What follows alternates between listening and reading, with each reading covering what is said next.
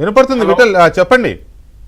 నాగేశ్వర్ గారు అమిత్ షా గారి మధ్య పవన్ కళ్యాణ్ గారి మధ్య జరిగింది బ్రహ్మరహస్యం, వాళ్ళిద్దరికి మాత్రమే తెలిసిన విషయము. మా గురువు గారు నాగేశ్వర్ గారు మా journalism head of the department, నేను ఆయన శిష్యుడిని.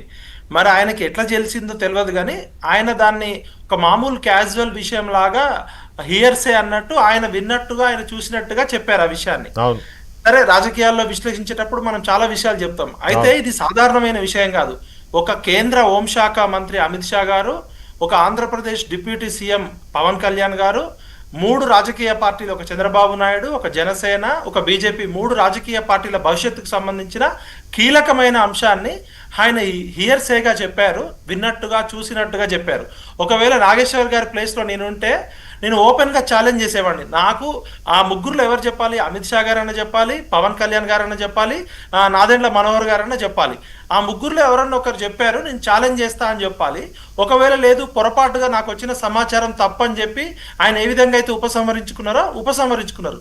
అక్కడ పవన్ కళ్యాణ్ గారు తెలంగాణ గురించి మాట్లాడలే, అమిత్ షా గారు తెలంగాణ గురించి మాట్లాడలే, నాగేశ్వర గారు తెలంగాణ గురించి మాట్లాడలే. ఆయన హియర్సేగా మాట్లాడింది ఒక జర్నలిజం ప్రొఫెసర్గా తన స్పెక్యులేషన్ తోటి, ఊహాగానాలతోటి చెప్పారు. ఆయనే సవరించుకున్నారు.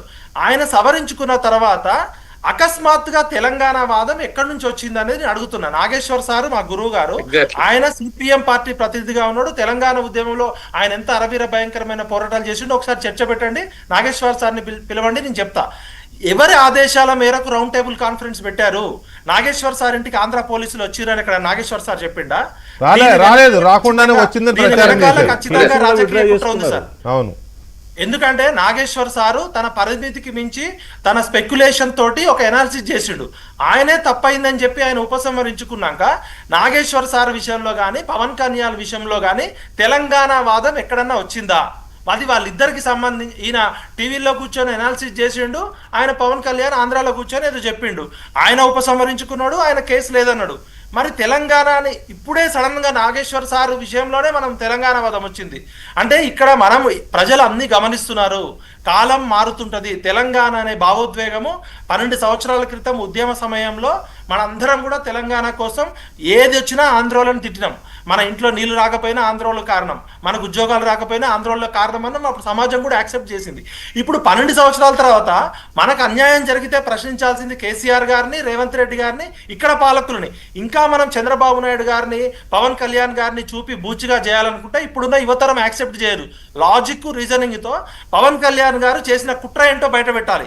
పవన్ కళ్యాణ్ గారు తెలంగాణకి ఏ విధంగా కుట్ర చేసిండో ఓపెన్ గా చెప్పగలగాలి. నిజంగా నేను చెప్తున్నా, ఒక తెలంగాణ ఉద్యమకారుడిగా సిగ్గుపడుతున్నా. ఎందుకంటే ఒక పవన్ కళ్యాణ్ లాంటి సినిమా నటుడు ఒక పొలిటికల్ పార్టీ పెట్టుకొని తెలంగాణలో మీటింగ్ పెడితే తెలంగాణ అస్తిత్వానికి ప్రమాదం వచ్చింది అంటే తెలంగాణ వాదం అంత వీక్ ఉందని మనం చెప్తున్నాం. పవన్ కళ్యాణ్కున్న బలం ఎంత, పవన్ కళ్యాణ్కున్న ఓటు బ్యాంక్ ఎంత? ఇక్కడ చంద్రబాబు నాయుడు ఒక ఎన్టీఆర్ విగ్రహం పెడితే తెలంగాణ వాదం పోతుంది. మనల్ని చూసి కెపాసిటీ రెస్పెక్ట్స్ కెపాసిటీ అంటారు. మన దగ్గర కెపాసిటీ ఉంది కాబట్టి తెలంగాణ ఉద్యమం 70 ఏళ్ల తర్వాత కూడా 1200 మంది చనిపోతే వచ్చింది. ఒక చంద్రబాబు నాయుడు రావడం వల్లనో, ఒక పవన్ కళ్యాణ్ మీటింగ్ పెట్టుకుంటేనో, ఒక ఎన్టీఆర్ విగ్రహం పెట్టుకుంటేనే తెలంగాణ వాదం అస్తిత్వంలో పడ్డదంటే అది మనందరం సిగ్గుచేటు. ఇవాళ నేను తెలంగాణవాదిగా నాతో సహా సిగ్గుపడుతూ చెప్తున్నా. 12 సంవత్సరాల తర్వాత కూడా తెలంగాణ అమరవీరుల స్తూపం మీద కనీసం మనం ఒక శిలాఫలం వేసుకోలేకపోయినాం. వేరే దేశంలో అయితే రాళ్లతో కొట్టి చంపుతారు. మనం ఆత్మగౌరవము, అస్తిత్వము, గొప్ప గొప్ప మాటలు చెప్తున్నాం కదా. 12 సంవత్సరాల స్వయం పాలనలో మన కోసం చనిపోయిన 369 మంది అమరవీరుల శిలాఫలకం మీద కనీసం శిలాఫలకం వేసుకోలేదు. ఇంతవరకు అసెంబ్లీ ఆపోజిట్ ఉన్న అమరవీరుల స్తూపాన్ని, విగ్రహాన్ని ఆవిష్కరించుకోలేదు.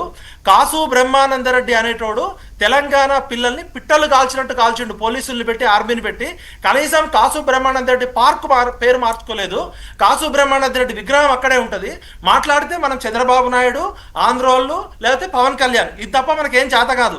ప్రతి తెలంగాణవాది సిగ్గుపడాలి. ఎందుకంటే అమరవీరుల స్తూపం ఆవిష్కరించుకోలేనందుకు నాతో సహా అందరం మన చెప్పు తీసుకొని మనం కొట్టుకోవాలి. మనకి నిజంగా ఆత్మగౌరవం ఉంటే, మనకి అస్తిత్వం ఉంటే కాసు బ్రహ్మానంద రెడ్డి పేరు మీద పార్క్ ఎట్లుంటది? అది కేసీఆర్ ని గల్లబట్టాడు కానీ రేవంత్ రెడ్డిని గల్లబట్టాడు. మనకి ఇది చేత కాదు. మనం ఎంతసేపు పక్కని తిట్టడం ఈజీ.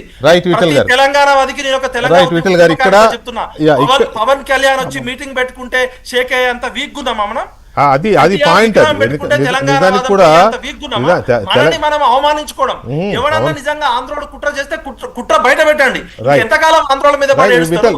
12 ఏళ్లలో మీరు ఏం సాధించారు? 12 ఏళ్లలో సాధించిన ప్రగతి చెప్పండి. నిరుద్యోగం ఎంత నేను అదే నిజానికి నేను ఫస్ట్ అన్నది కూడా అదే చర్చ కూడా అదే జరగాలి. వాళ్ళ యాక్చువల్ గా 12 సంవత్సరాలు అయిందంటే పుష్కర కాలం అయింది కదా. ఈ పుష్కర కాలంలో మనం సాధించిన